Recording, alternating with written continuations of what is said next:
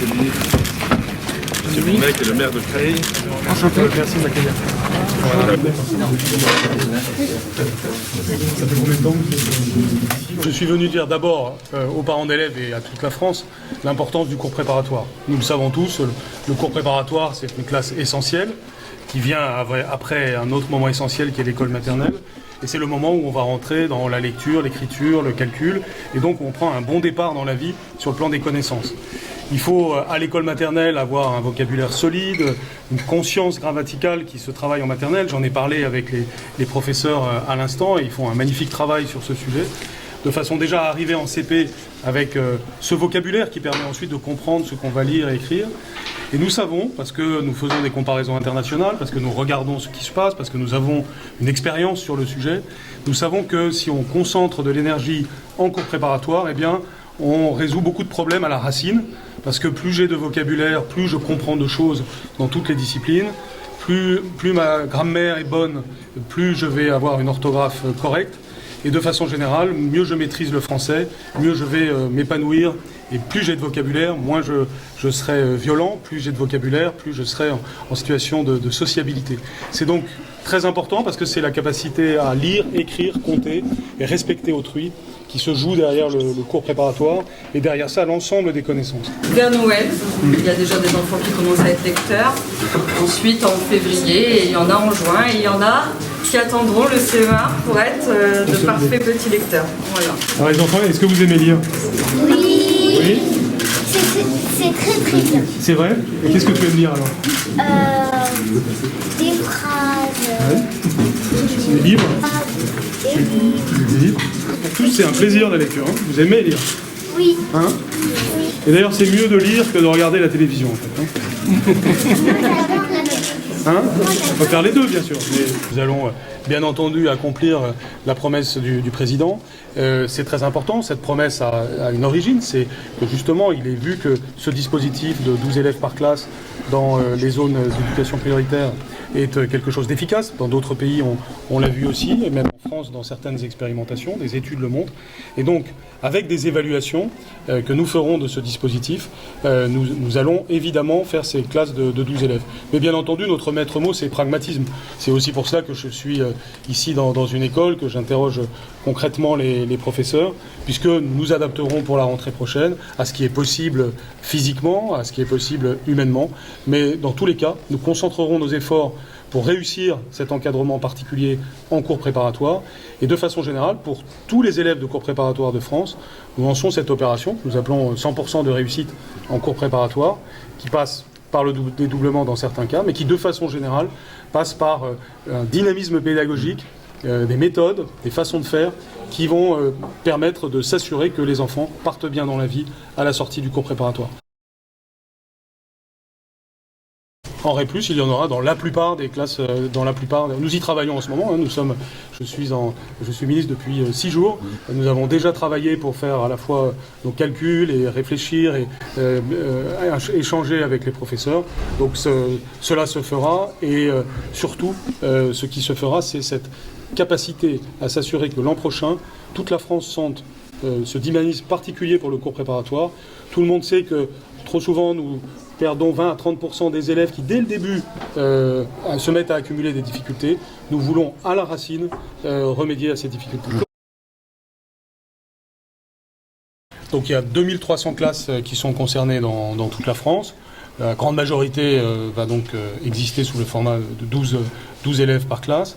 Et ce que nous réaliserons pour celles pour lesquelles le dédoublement n'est pas possible, notamment quand on ne peut pas d'ici à septembre avoir une salle supplémentaire, eh bien c'est de concentrer justement le dispositif plus de maîtres que de classes sur le cours préparatoire, de façon à avoir cette efficacité en cours préparatoire dont je parle, et puis aussi à voir comment évoluent ces deux dispositifs. Vous savez, je suis extrêmement pragmatique, et puis aussi inspiré par un esprit scientifique. J'essaye de prendre des décisions rationnelles à partir de ce que je connais, aussi bien en France qu'à l'étranger, et qui marche.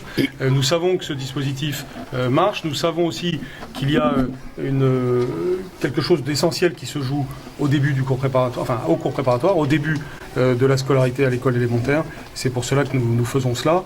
C'est une mesure qui a été pensée et maintenant c'est une mesure que nous allons évaluer tout au long de l'année. Mais mon objectif, il est concret, il est pour toutes les familles de France, il est que les élèves sortent du cours préparatoire avec ce qu'il faut dans la vie. Alors là, c'est vraiment une question de gestion de ma part, mais je peux vous rassurer, ils seront là, tout simplement. Je n'ai aucun problème sur le sujet. D'abord parce qu'il y a des créations de postes pour cela l'an prochain, parce que j'en ai parlé avec les recteurs, avec les inspecteurs d'académie, ils sauront s'organiser pour cela. Il n'y a donc aucun doute sur notre capacité pratique à mettre les professeurs et sur ces postes. Et ensuite, nous savons que nous avons des professeurs expérimentés qui vont être efficaces pour ces cours préparatoires. Nous avons d'ailleurs aussi une prime spécifique en REP+, pour ces professeurs dès l'année prochaine, de 3 000 € annuels. Ce sera un élément d'attractivité. On ne dépouille rien. On ne casse pas le dispositif plus de maîtres que de classes, qui d'ailleurs fera l'objet d'une évaluation l'année prochaine. Notre finalité, c'est réussir à ce que les enfants sachent lire, écrire, compter, respecter autrui. Pour nous, c'est l'essentiel. Ensuite, la façon d'y arriver doit nous conduire à être très pragmatique. Et donc, bien entendu, s'appuyer sur le dispositif plus de maîtres que de classes en tant qu'il est efficace, et diviser les classes par 2 en tant que c'est efficace. Nous ne mettons pas des dispositifs les uns contre les autres, nous mettons des dispositifs les uns avec les autres. Encore une fois, ce que nous faisons, c'est concentrer nos énergies, nos efforts pour les élèves qui en ont le plus besoin et au moment qui est le plus pertinent. Pour tous les enfants de France, il y a des choses qui, si elles sont faites au cours préparatoire, nous évitent bien des problèmes pour la suite. Je serai un ministre qui s'occupe de la résolution des problèmes à la racine. Et les premiers âges de la vie sont essentiels. C'est d'ailleurs un message qui vaut aussi pour avant l'école maternelle. Le capital de vocabulaire qu'un enfant a en entrant à l'école et le vocabulaire qu'il acquiert grâce à l'école maternelle, c'est absolument essentiel.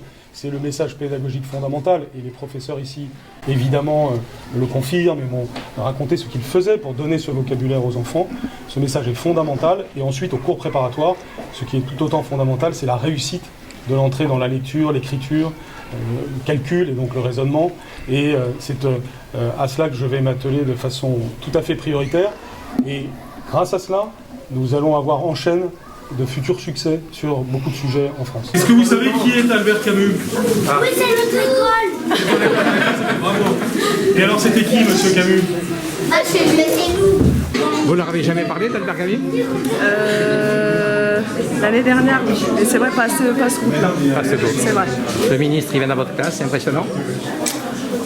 Ben, c'est impressionnant, mais je pense que c'est important de garder le cap et de répondre à la demande des enfants, les spectateurs. Moi, je suis actrice, donc je dois continuer à contrôler ma classe. Je dis depuis tout à l'heure que le but, c'est 100% de réussite en cours préparatoire. Et ce 100% concerne donc toutes les classes, au-delà de l'éducation prioritaire, et toutes nos pratiques pédagogiques. Si je suis venu dans cette école, c'est parce qu'elle est connue pour avoir des enseignants qui ont une grande expérience et qui ont des résultats très intéressants.